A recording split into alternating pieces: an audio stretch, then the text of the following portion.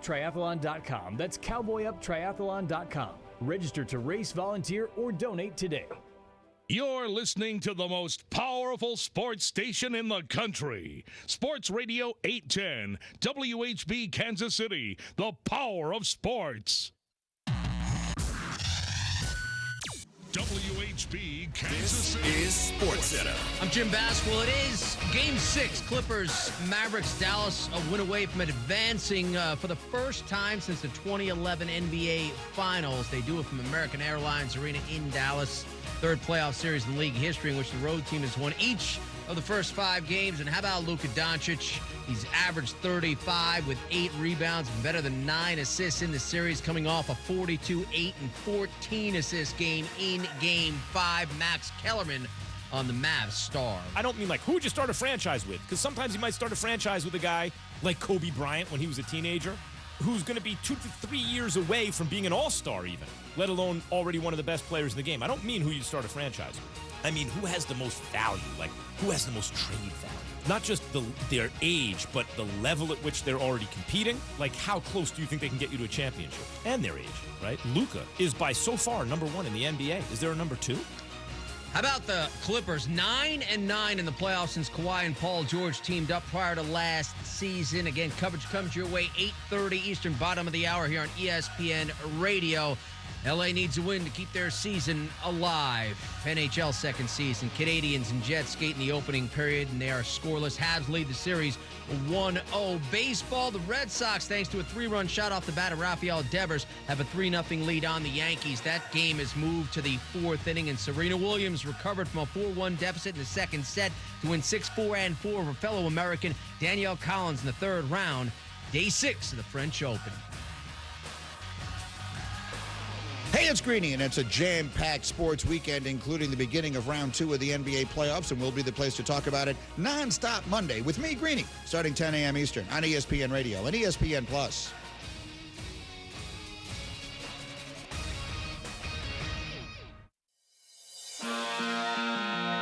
Isn't this a sports show? 1999, Mike Maslowski. Yep. Who I believe Linebacker. came to the aforementioned high school that I played football at. Yes. One day, randomly, I don't know. Went on to star in Monsters, Inc. Almost entirely. I broke Josh. I can't do this radio show anymore. This is Almost Entirely Sports with Joshua Brisco. I simply can't. These are hostile work conditions. I can't be forced to work like this.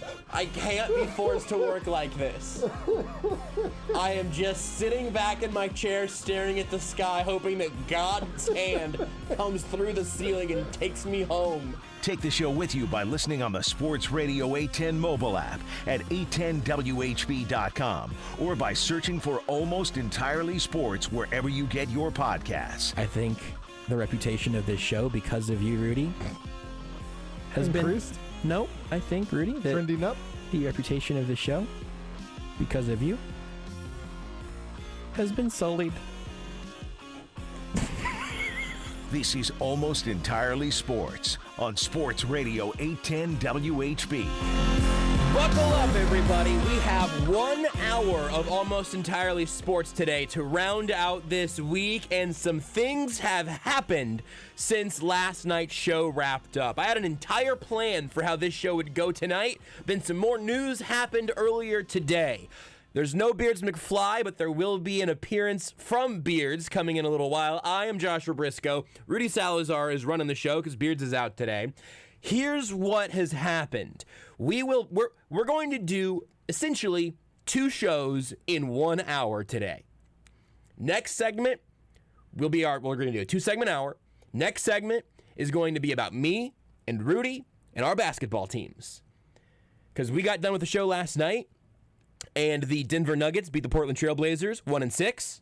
I always knew they would. Never doubted it. Rudy never doubted it. Definitely did not say the game was over halfway through the third quarter. Definitely no video or audio evidence. Well, also video evidence of that definitely does not exist. Can't find it anywhere. Never happened.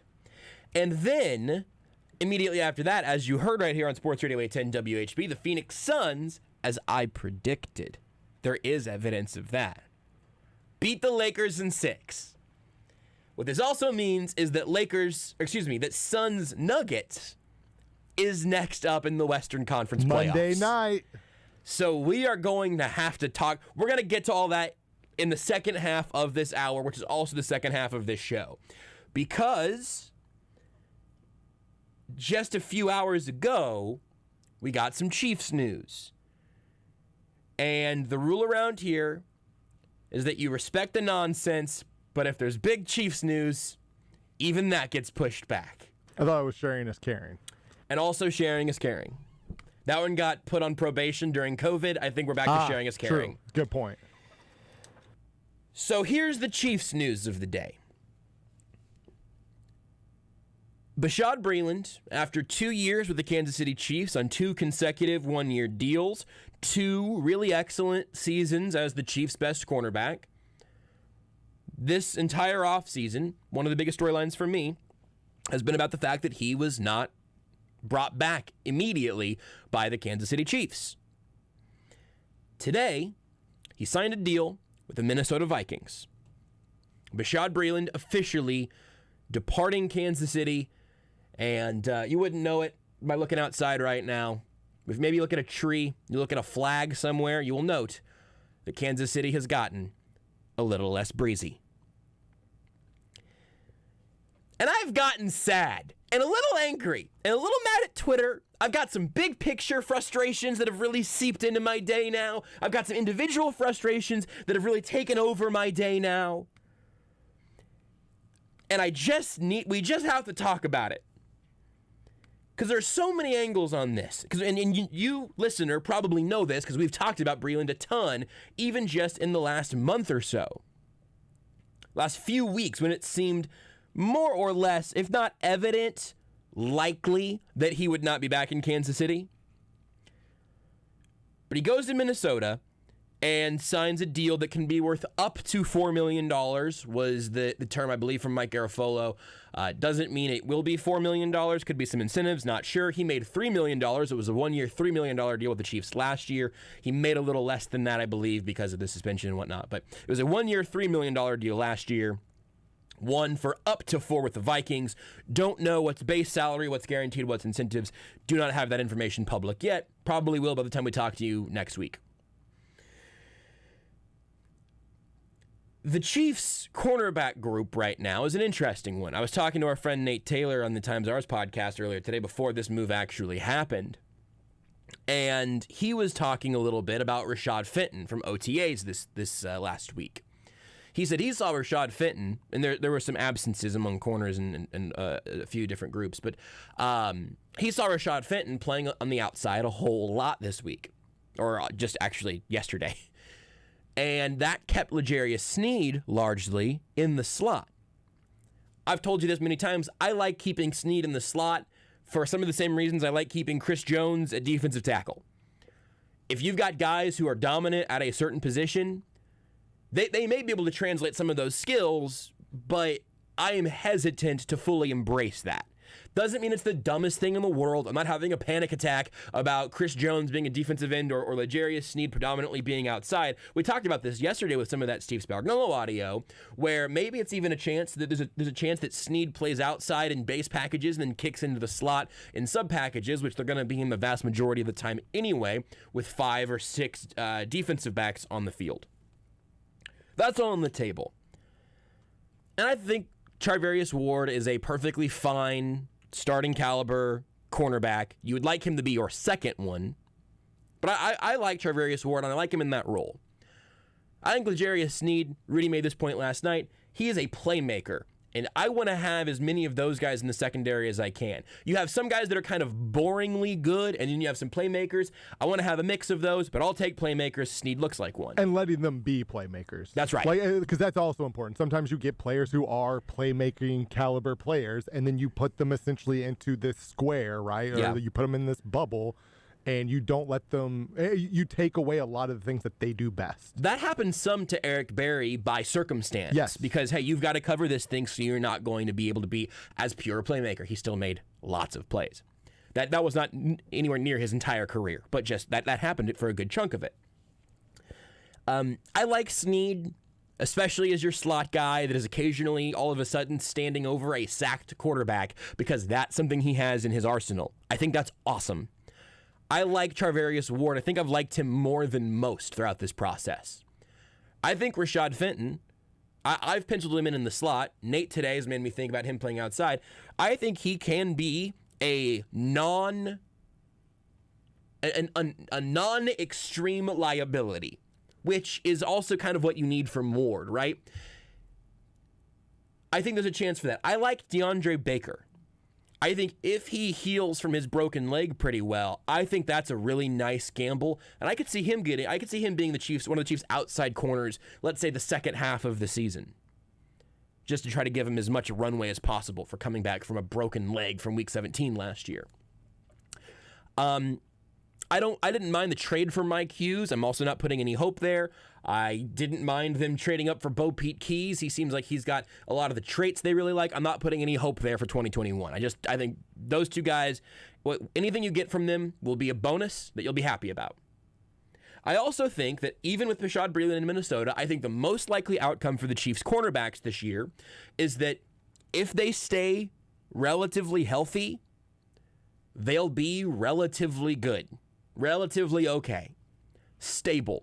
What you can't have is your Phillip Gaines games where one glaring weakness, where you've got a chain link rope and you've got chain, and then you've got a little candy bracelet, and then chain again.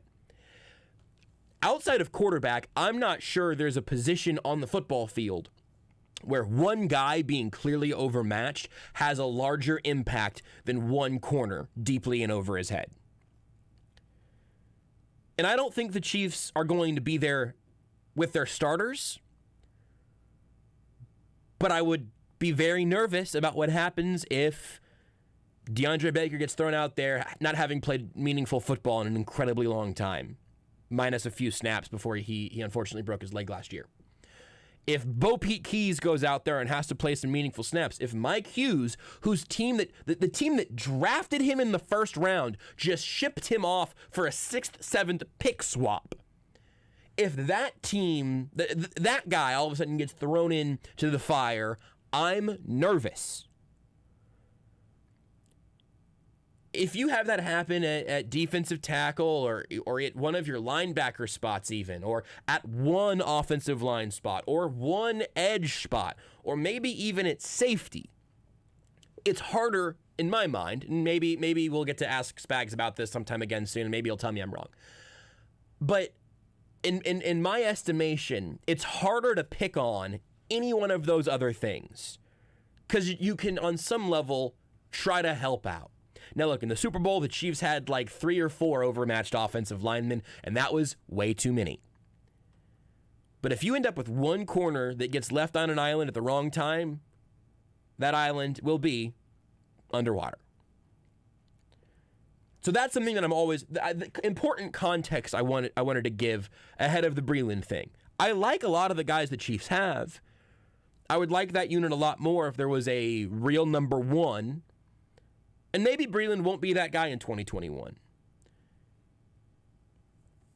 I think he's one of the 30, 35 best corners in the sport, probably. And he just signed for $4 million, a deal worth up to $4 million. The Chiefs are either more confident in their depth than I am, and more confident in their top end than I am, or they thought Breeland was going to take a step back this year. I think those are the only two really reasonable possibilities. Because the other thing with Breeland is you might say, well, what if he's not a huge upgrade over Rashad Fenton? Okay, let's say that Fenton's your outside guy, Snead's in your slot, and Ward's your other outside guy.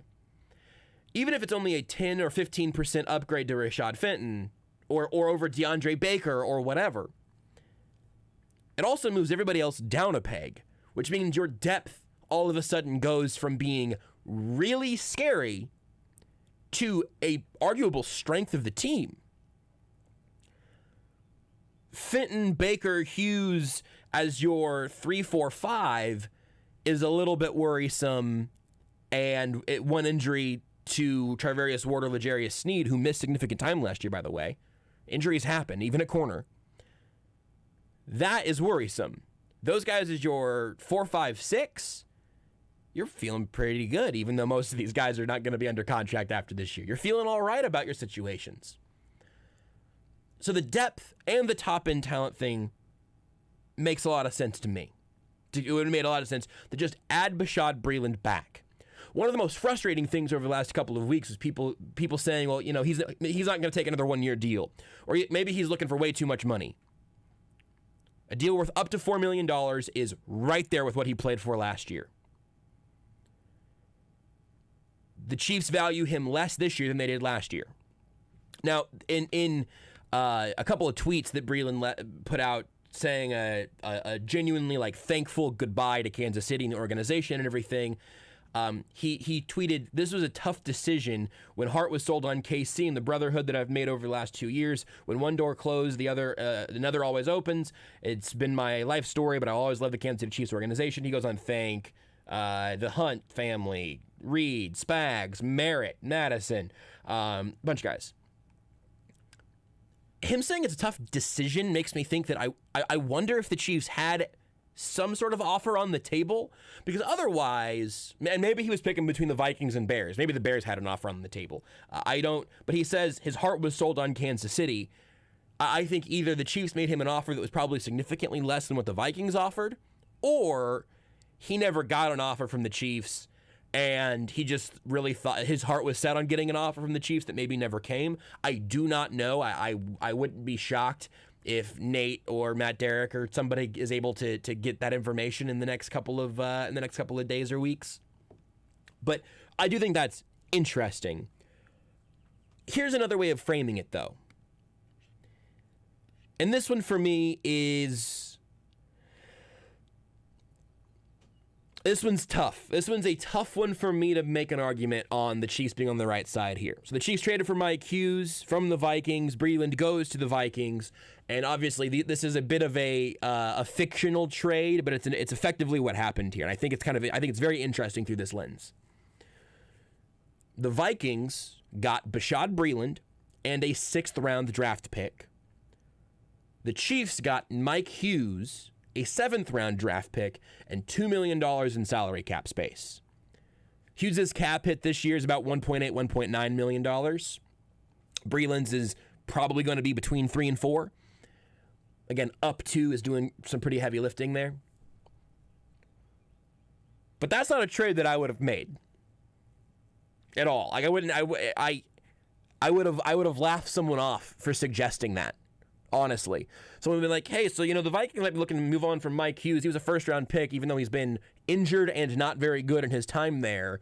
Would you give up a 6th-round pick and Bashaud Breeland to bring in Hughes and a 7th-round pick? But also, you're going to have $2 million, which could be used on Andrew Wiley, which is just, his salary is about $2 million right now. He may or may not be on the team, but $2 million in cap space.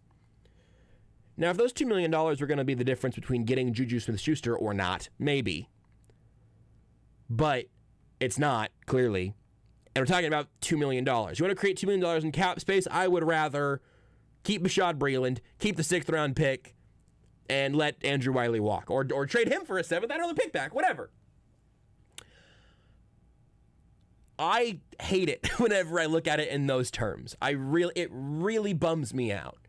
Because while I think the actual trade for Hughes was perfectly fine, and it's a dart throw, maybe it's blindfolded, and maybe it's 40 feet from the board, but it's fine. I have no actual problem with them trading for Mike Hughes, but I said at the time that if that was going to be their last move at corner, I was going to get really nervous. And again, I actually think it'll probably be okay. I was tweeting with our friend Kent Swanson, and because he had pointed out, he said the corners were ungood in their Super Bowl loss, and that could have mattered if me, at JB Brisco, wasn't playing right tackle. While we're at it, Ward has had a great career for UDFA, but he's been a below-average corner. And Kent and I were going back and forth a little bit, and he also made the point that, I'm going to quote him exactly here, the Chiefs protect their outside guys so well and force low-percentage throws outside the numbers. That's how they've mitigated it. Hurt them in the biggest game last year, though. Tom and the refs made them pay. That's from @Kent_Swanson. I think that the combination of the safeties on this team and Steve Spagnuolo and a decent amount of talent that is going to have fluctuating outcomes, I don't think the Chiefs are going to lose 4 games because of their cornerback play. I also still, in a heartbeat, would have given Bashaud Breeland a deal worth up to $4 million to worry that much less about the position group as a whole. I really think there's some pretty obvious value to that. And, unsurprisingly, and for the umpteenth time, the Chiefs disagreed with me, specifically about the cornerback position. This is not new territory. I've been here before. And it really hasn't worked well for them, if we're being honest. I mean, what have they done the last 2 years? I'm so glad you mentioned this, Rudy. If I would have had in Family Circus where Jeffy runs around and has the dotted lines behind him and everything? Yeah. If I would have had a map for that, the next thing 3 dashes down from what I just said was going to be responding to essentially that opinion. I don't think you knew you were doing it, and I think it's the best teammate you've ever been on this show. Thank you. I was ready to I was going to go in and take a layup, but I kicked it out to you. I thought, maybe you'll pass it back to me, and then I can dribble a couple times and try to cut to the lane. And then the ball was flying to the rim, and I just alley-oop. Chris Paul, I do know him. He did the little. He was working a little in between the legs, and then drove to the basket and just threw the ball up. And DeAndre just came out of nowhere. That's it. That's exactly how it went. It's like, all right, Rudy's got handles over here. I wonder what he's gonna. Oh, that's what I want to talk about. Slam. This is the big picture thing that frustrates me. And I promise I'm not really subtweeting anyone or any. I don't have any particular person in mind. Somebody tweeted me about it, and I ended up dunking on somebody who had perfectly fine intentions. But somebody tweeted me, please don't harass this person. That's what DeAndre Ayton did last night. He dunked on somebody who had perfectly fine intentions. He was just out here trying to play basketball, and yeah. I'm so happy. I'm excited to talk about these basketball games in a little while. But somebody tweeted me and said, if the team's okay with it, I'm good with it. I'm not sure I would keep doubting the team. We've been to 2 Super Bowls thanks to the team's decisions. And if you have that mindset, actually, like, in some ways I kind of envy you, and you're perfectly allowed to have that. It doesn't really bother me until I have to hear from it. So I don't really understand, if you feel that way, why would you be on Twitter? Why would you be listening to sports talk radio? If the only thing you want to hear is the Chiefs did a move and I like it, if you're really good at it, maybe you can make that sound different a few times.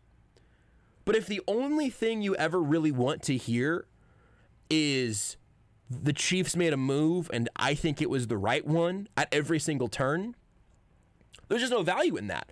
At that point, we're all completely replaceable. There's no value to any of these conversations.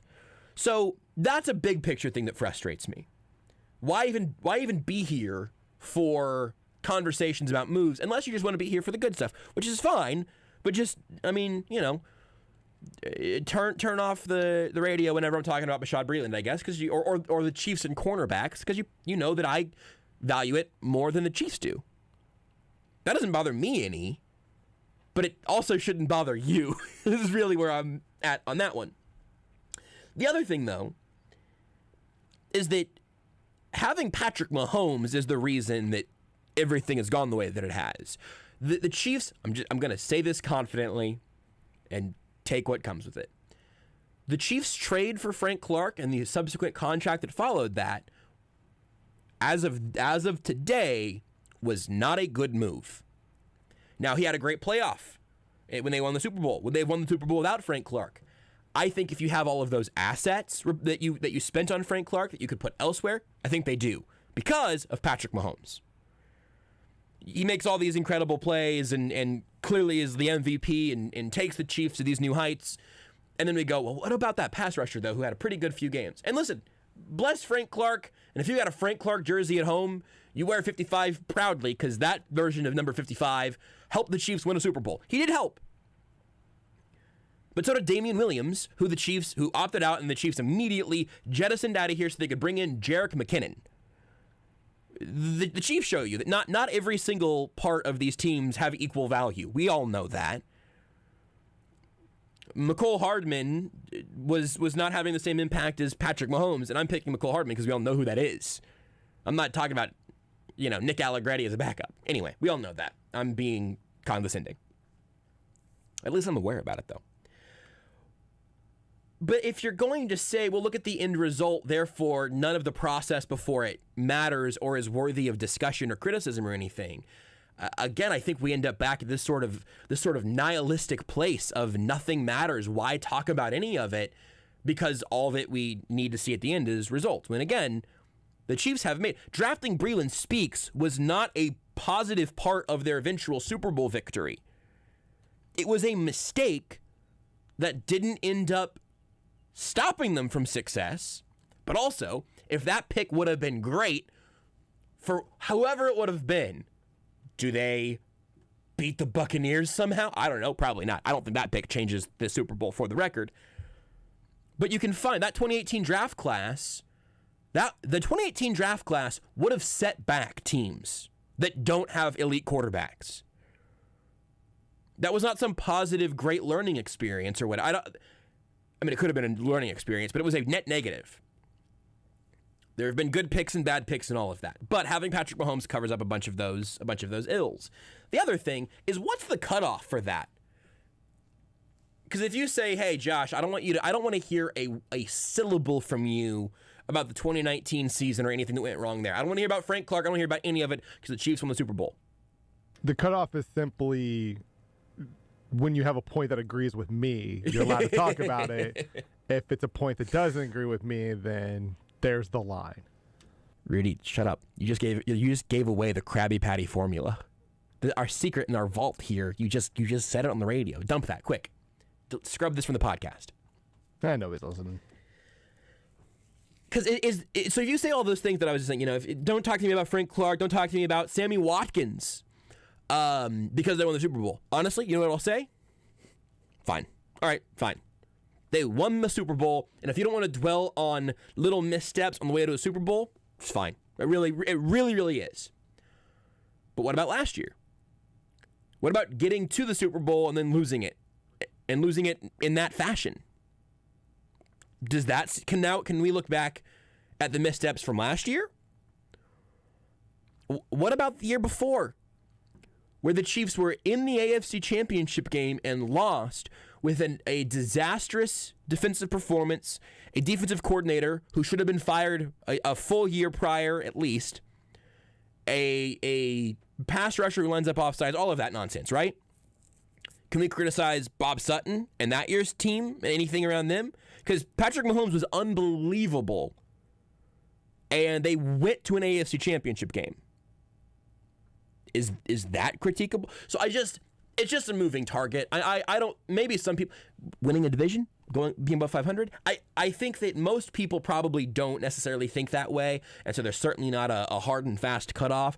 If you want to say it's a Super Bowl, fine, but I still think it's boring. I don't think that Bashaud Breeland was probably going to be the difference between a Super Bowl and not, because most likely that's ultimately going to come down to Patrick Mahomes and whoever he's playing, whoever the quarterback is of the team they're playing, and how they use the weapons around them.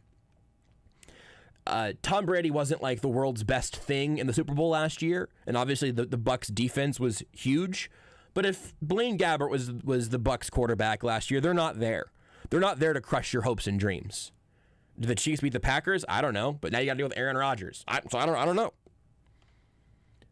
I just don't think it's very worthwhile to say I'm not going to criticize or even second guess, discuss moves made by a team that has had, admittedly, a ton of success in these last few years, because at that point, all of this is essentially worthless. Okay, this concludes our Bashaud Breeland show here on Almost Entirely Sports. We'll take a break. Whenever we come back, Rudy and I are going to talk about basketball. I'm a Suns fan. He's a Nuggets fan. Last night was very good. Next week is going to be very stressful. Want more Almost Entirely Sports? Watch the show live on the Sports Radio 810 Facebook page. The clean house isn't just clean until you've had a Zero-Res clean. Zero-Res carpet and air duct cleaning is proven to remove more soils from your home. And yes, that includes pollen and allergens too. Only Zero-Res offers no residue carpet cleaning and air duct cleaning with the latest technology. Schedule your Zero-Res clean today. 3 rooms for just $119 for carpets, or save $50 off a Zero-Res air duct cleaning. Zero-Res, it's the right way to clean. Online at ZeroResKC.com. 30% more meat. Good Sense, your favorite KC sub shop, is now serving 30% more meat on all their freshly sliced cold subs. Good Sense has always been the place to go for soft bread baked fresh twice each day, meat sliced to order, and their enormous 16-inch subs, so they were already good. Now with 30% more meat, they just got gooder. Stop by your locally owned Good Sense today to try the 30% meatier experience. Good Sense.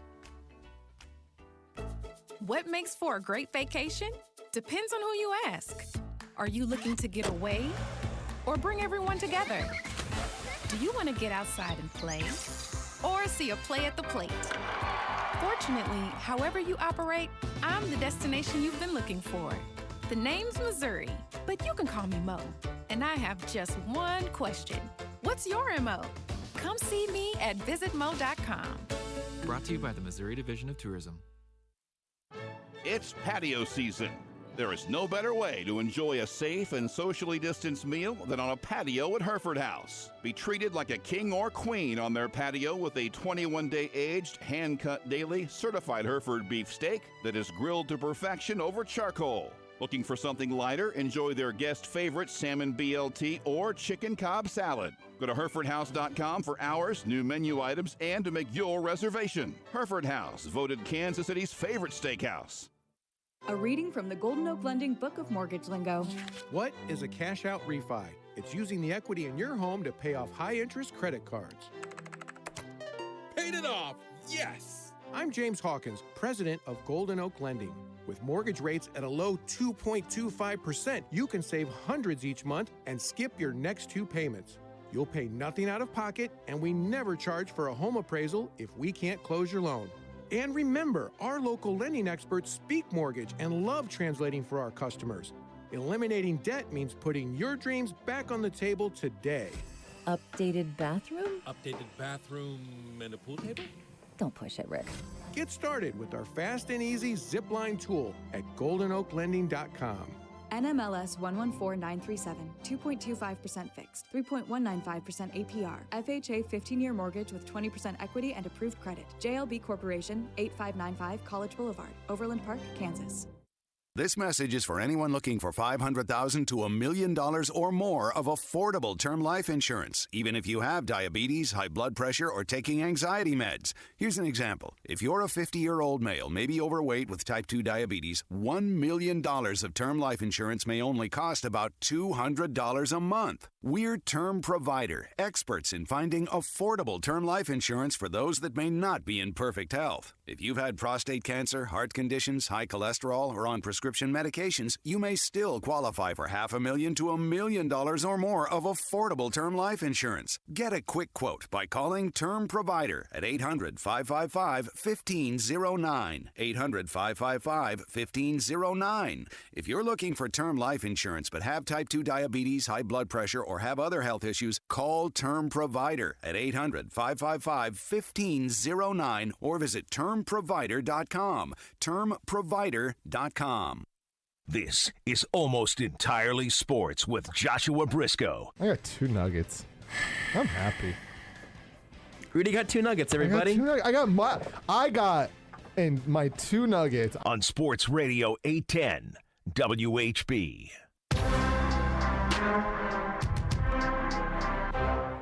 Cut the music! Whoa, that was a spicy one. I barely pulled that string at all. It's a done. Oh, what? Maybe, hopefully that's for your sake. Number 2. Woo! Woo! That one exploded in my hand. It didn't even pop. Bring the music back up. Yes, bringing party poppers for basketball news and basketball results. Certainly a non-traditional way of taking the party poppers here on Almost Entirely Sports, but I am a Phoenix Suns fan. Rudy Salazar is a Denver Nuggets fan. Beards McFly isn't here today, so we're all happy. He's not here today because his team's he got banished. Your team isn't good. You can't be here anymore. This show today is only for people who are fans. People on the show are only people. It's only people who are fans of teams who are advancing to the second round of the playoffs. Who are good at basketball and know who their head coach is. Last night was so bleeping fun, dude. Before we left, because we had Lakers Suns here on 810 last night. Before I am covered in gunpowder and confetti right now. Holy smoke! Not like the American dream. Some say it really is. We were about to leave because we had the game coming up next, but we watched the end of Nuggets Blazers. Yeah. After Rudy declared the game over. Never did that. Every single moment of the game. Don't think that's true. After every bucket, Rudy went, "This is over. Blazers in 7." Lies. And even throughout that process, the Nuggets eventually beat Damian Lillard's Blazers. Never doubted it. And advanced to the next round of the playoffs. He came out today, or I guess last night, and was basically doubled down. It was Jokic is the MVP. It's yeah, he is, Dame. I like you again. I really like Dame. Except for when the Nuggets are playing him, then I kind of hate him because he's just so good. But then when he's not playing, when the Nuggets aren't playing him, I really like Dame. Literally beat for beat how I feel about LeBron. I am back to defending LeBron. I'm a LeBron stan all over again today. But last night, about 12 hours ago, I hated him. He was a punk. Did you see his comments this morning, I believe, about the Olympics? No. So he said he's not going to be playing in the Olympics this summer because he's going to be too busy playing basketball with the Toon Squad. Is that true? Is that what he said? I got a notification that said that from Bleacher Report or ESPN or something. Did I seek out the actual quote to prove it or to see context? Of course not. Why would I do that? Who needs context? You're not a nerd. You don't need context. But also, LeBron's probably not playing this summer because, of injuries, and he has Rudy coming out. That makes a lot of sense, that he would just be old and injured. He just might be like, you know what? I'm going to take this summer off. Yeah, that would make a lot of sense, I think. So, Nuggets advance. I get home, and driving home from here, I swing through a Taco Bell because it just felt right. Swung through a Taco Bell. By the time I was following the game, of course, as it was here in Sports Radio 810, by the time I got home, it kind of felt like the series was over. The Suns were up by 20. Anthony Davis had been yanked again because clearly he was not fully right. He tried to give it a go, but that was honestly one of the things that had me feeling pretty good about winning in 6 is that I wasn't sure that he was going to be able to be out there. He was hobbled immediately. How he was medically cleared to play. And I get it. There's that's maybe the doctor was hey, you really shouldn't be, but Anthony Davis was hey, I'm going to. There's tons of stuff there we don't know. I just don't know. It was immediate. Yeah. He was. And I don't know if you saw when they showed the replays of him when he was hurt, and they kept going to various different replays of him kind of injuring himself. Yeah. And grabbing the area where it hurt. Yeah. And it seemed like he basically played basketball for 5 minutes, grabbing himself. Correct. Yes, it certainly did. And it's an interesting choice of to play it back as many times from as many different angles as simply they chose. Must do it. You absolutely have to do it. They was this on TNT at the time? Yes. They were simply addicted to playing that highlight. And I don't blame them. So that game was at first just a total blast. Girlfriend Renee got back later than I did last night, and whenever she got home, I was like, all right, don't look at the TV. Let me tell you about what's happening here. If the Suns win tonight, it means they win the series in 6 and will go on to play Rudy's Nuggets, which is the only way that I refer to them now. They're not Denver's Nuggets, they're Rudy's Nuggets. My Nuggets. And if they lose this game, it'll go to Game 7 back in Phoenix. They'll have to win that game. And AD was out at this point. Didn't expect to see him in Game 7 for any meaningful amount of time. LeBron has just looked... He needed Anthony Davis, which is reasonable. He needed his second best player because nobody else was playing like that at any point this series. But I also did not want LeBron Game 7. Did not want it. Was not excited for that. Was not looking forward to it in any way, shape, or form. You never want LeBron in a Game 7. I didn't really want him in a Game 6. Yeah, he's good in every playoff game because he's LeBron James, and LeBron James is good at basketball. This was the first series of his life where he's looked a little human, and injuries and just lack of talent around him is probably part of it. But, like, you just assume in Game 7 you're going to get that 35-point triple-double. It just seems inevitable. Yeah. And so Renee was coming in as I was explaining that. I was like, all right, now look at the score. And the Suns are up by 20 or 25 or something at that point. Fast forward to like late third quarter, early fourth quarter, and it's like 10, 11, 12 points. I was horizontal. Like I had gone from watching the game, sitting on the couch very attentively, shouting at the screen, clapping at things, watching Devin Booker be an absolute demigod, watching Chris Paul somehow be able to still do this with his shoulder and neck being all bleeped up, watching Jay Crowder start the game, just raining threes from on high. Throughout these processes, I was attentive, I was reacting, but I was honed in like a positive way, where it's like, I am watching a wonderful thing here now. And then it started just getting a little nervous, and it got to the point where if this was going to go 7, no one was going to pick the Suns to win in 7, because if the Lakers were going to come all the way back and take that game, it was just going to feel like the unraveling had happened already. And so I did end up watching the game horizontally for a period of time. Get a couple of good threes, sit back up again, lock back in, and it ended up being just such a joyous night of basketball, specifically for me and Rudy. Yes. And also, by the way, I meant to say this earlier, but I'm gonna propose it now. I'm offering to you a full ceasefire, a full peace treaty today. Yeah. Totally. I've got no Jokic jokes. Yeah. I've got no jokes about your Nuggets, other than that I'm calling them your Nuggets. Yeah. I'm glad that the Nuggets beat the Blazers, just because I think it'll be more fun next week. Absolutely. We got Monday, Wednesday, Friday. I'm excited to watch my Nuggets go up against all 15 of Devin Booker's Suns. That's right. And it's going to be great. It's going to be fun. Now, on Monday, oh boy, I will mother bleep you to your face. We'll have some words about Jokic. We're going to be at a golf course together on Monday.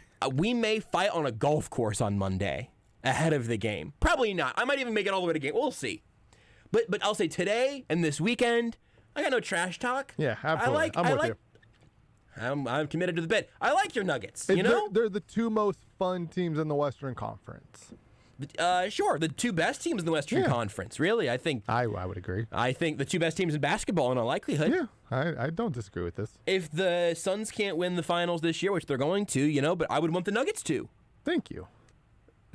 Unfortunately, I mean their run is going. They're gonna take them 7. It's gonna be a great series. I mean, guys might come back. Sure, yeah. Probably not. There was talk of Will Barton and PJ Dozier maybe coming back, but it just doesn't seem. But then they just kind of died once the playoffs started. It was like, oh, okay, so that's probably not happening. And maybe Anthony Davis will be there. Maybe he'll suit up for the Nuggets. Who knows? But his Nuggets are a little iffy right now. That's a great point. We want good Nuggets. Anthony Davis doesn't have good Nuggets right now. Anthony Davis's Nuggets are an issue at the moment. That's absolutely fair. It was just such a fun, wonderful time to just be able to soak in some positive basketball experiences, and now to look ahead to a series against probably the team that I know the next most about in the league, just because of how often you're talking about your Nuggets. Yeah, and it was fun to watch. It was good watching the Nuggets beat the Trailblazers, because obviously once Jamal Murray got hurt, like, championship hopes and aspirations kind of went away. Mm-hmm. But the Nuggets, for the majority of my fanhood, have been a very good team. Like, I've seen a little stretch where they were down, but they've generally been a team that won 50-plus games a year. But the problem was that first go-around, with the exception of 1 year, they lost in the playoffs in the first round every time. And it's just nice seeing this team. That is, the last 3 years, they finished in the top 4 in the West, each of the last 3 years. And they've been one of the final 4 teams in the West in the playoffs. Like, they're clearly one of the 4 best teams in the West. They're one of the 4 most talented teams in the West, and they perform. So, to actually see them win playoff series and to get to a Western Conference final, to actually, like, see success and not just, oh, we just lost to the Spurs again in 5. Right. Because I watched the Nuggets lose to the Spurs in 5, what felt like 10 times, even though they lost in the first round 7 times. But it felt like 10 times I watched that happen. It was a nightmare. Also, from my standpoint, had not seen a playoff game played by the Phoenix Suns in 11 years. A long time. 11 years. Long time. This has been a long time. There's also a whole other element of this that's pretty fun. Yeah. And this is where we invite Beards McFly into tonight's show. He's off today, long planned, and he was inspired by yesterday's activities. Beards put on his miner cap with the light on the helmet, grabbed his pickaxe. He went digging through Reddit, which means he came out with some nuggets. But in this case, they are Lakers nuggets, which is the series you won't get to watch because the Suns beat the Lakers in 6. That's right, ladies and gentlemen.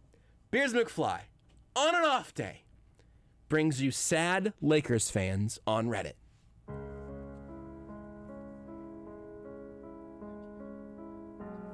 And now, a list of things that Los Angeles Lakers fans said on Reddit after losing in the first round to the Phoenix Suns.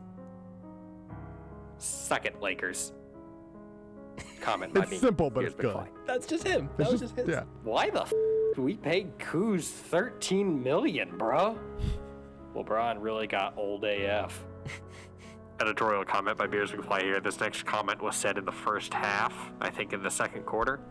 We have 3 timeouts left. Took too much of a risk on unproven players like Schroeder and Trez, and it backfired in the postseason. Another editorial comment by Beards McFly here. Montrezl Harrell won Sixth Man of the Year last year, and Dennis Schroeder was runner-up. Schroeder was pretty good this Sign season. and trade Dennis Schroeder for a bag of Ruffles. I don't give a damn. I like Ruffles.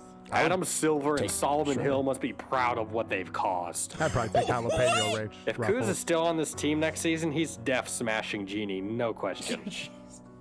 At this point, I would trade Kuzma for cash considerations. Dang, we can keep KCP. The rest of the team, other than the obvious 2, can right off. How did Kobe with Kwame Smush and Luke Walton as starters as an 8 seed take the first seed Suns to 7, yet LeBron goes out in 6? If Booker wants to get his wet during the season with Kendall, he needs to demand a trade here.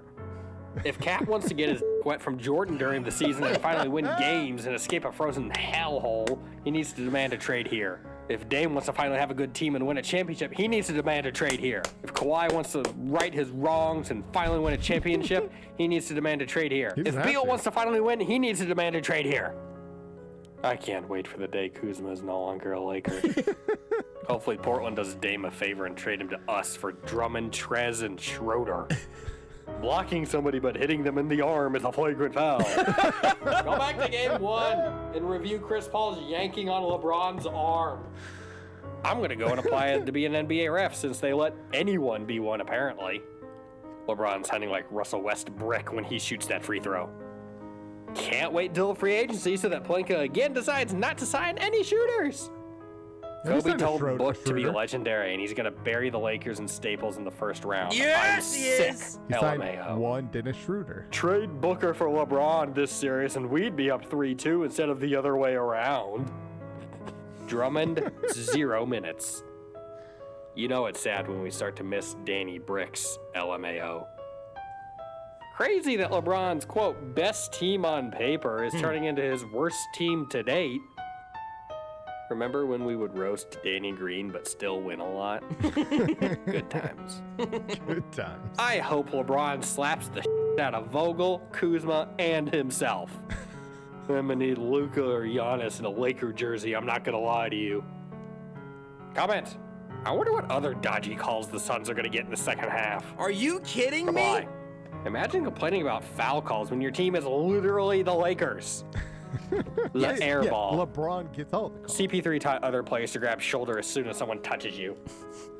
Next shoulder Booker and we'll be good. Where's Scott Foster when you need him? Oh, God. Kuzma's coming in again. A lot of Kuzma hate. Let's go. Down 15. I can't decide who deserves the Bum of the Year award between Kuzma, Schroeder, Drummond, and Morris. Probably Schroeder's Keefe, TBH. Pretty good defense. LMAO, last game of the trying. year, and Vogel finally has the balls to not play Bummond. Kuzma is exactly who you want on the floor right now, if you're a Suns fan. Why, Kuz? Just why? Wow, Kuz, you f***ing idiot. Morris has to be our lowest IQ player. Lakers live to play another day because there's been a day worth of replay reviews. Good news. I hate Schroeder less. I've transferred my hate to Kuzma. Refs are bullying the Lakers more than Booker is.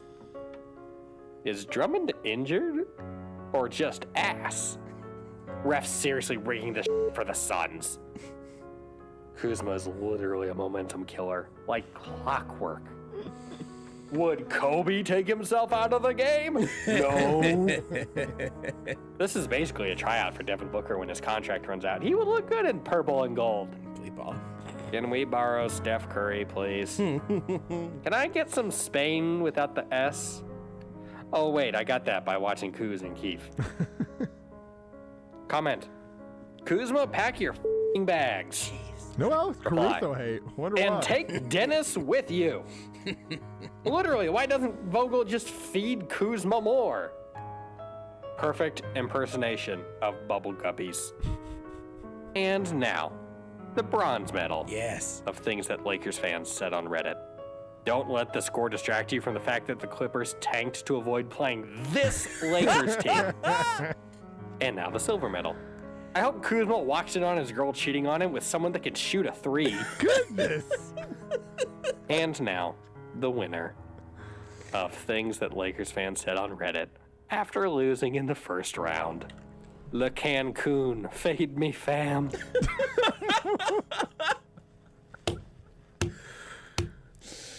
I don't know if that comment is necessarily my favorite, but it's Beard saying it that makes it so hearing good. Beard say, Le Cancun, feed me fam. It's really good. Fam. Really good. I have 3 things from that leap out to me. Here's my bronze medal. Number 3, hilarious. They bleeping hate Kyle Kuzma. Really hate Kyle Kuzma. Like one guy straight I up did not know that. Was lusting after Jay Crowder. Kyle Kuzma walking in on Jay Crowder with Kyle Kuzma's significant other. I'm making it Jay Crowder because he was dropping 3s. And it would be Jay. Let's be honest. If it was somebody on the Suns, it'd be Jay Crowder. Be Jay Crowder, right? No doubt about Who's it. number 99? You gotta keep your girl away. He's honestly, bleeping Jay Crowder. He's just Drake. He's Drake. He's Jake Crowder, and he wears number 99, and he's built like a linebacker. So that's my bronze medalist. Second favorite thing is every Laker fan ever complaining about referees for literally the first time in their life. Which, by the way, I got no comfort from the refs last night. It was fine. I thought that flagrant was a weird call, but they also had a foul from, I think it was a flagrant. It was either a flagrant or a tech from like the other half of the possession that they went back and called on Torrey Craig just totally randomly. Yeah. It was all very weird. Whatever. It evened out for the most part. So there's that. And then my favorite thing is that the team with LeBron James and Anthony Davis, a top 2 and probably top 10 all-time player, maybe too high on AD? I don't know. Maybe probably right now, but he was trending in that direction as long as injuries. I guess it depends on if he's healthy or not. Yeah, good point. A top 2 and fellow future Hall of Fame player. Yes. All they could do was wonder when Devin Booker's contract was up.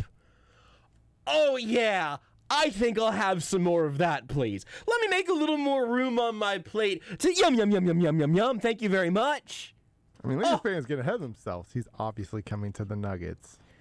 Him and Dame are on their way to Denver. There were some incredible tweets last night. Dan Devine from The Ringer tweeted, Booker dunks to punctuate it, talks bleep, goes off the court, grabs a stick of gum, presumably because he'd previously been all out of bubble gum, what with all the ass kicking he did tonight. Does Devin Booker lead the NBA in games like getting ejected in the final literal second? He did not get ejected last night. He got unejected, like Marcus Peters. Okay. My favorite athletes almost get ejected. They almost all get ejected. Also, my favorite thing is a tweet from Mark Lamont Hill on Twitter saying that last dunk by Devin Booker was bad sportsmanship. Just run the clock out. And I quote tweeted it with a little gif I had not seen of the little, Tom and Jerry? Yeah. Jerry, I think, has a little nephew or something that shows up, a little mouse in a diaper. Yeah, and he can actually weirdly talk, even though Jerry can't. Is that true? That's very weird. It's a gif of him, the little cartoon mouse, rubbing his tummy, and it just says "yummy in my tummy" underneath, and that's how I feel. Yummy in my tummy. Ooh, yum yum yum yum yum yum yum. Ooh, Devin Booker dunked as a punctuation for their series victory over the Lakers in the first round after not having a single playoff appearance to this point in his career over LeBron and the vaunted Lakers. Yum yum yum yum yum yum yum. Oh, it's so delicious. Oh, I don't need to eat for the rest of the month because I'm so full on all of this joy. No AES next week. I'm doing the program on Monday. I'll talk to you then. Bye, Mom! You are listening to Almost Entirely Sports with Joshua Brisco on Sports Radio 810 WHB.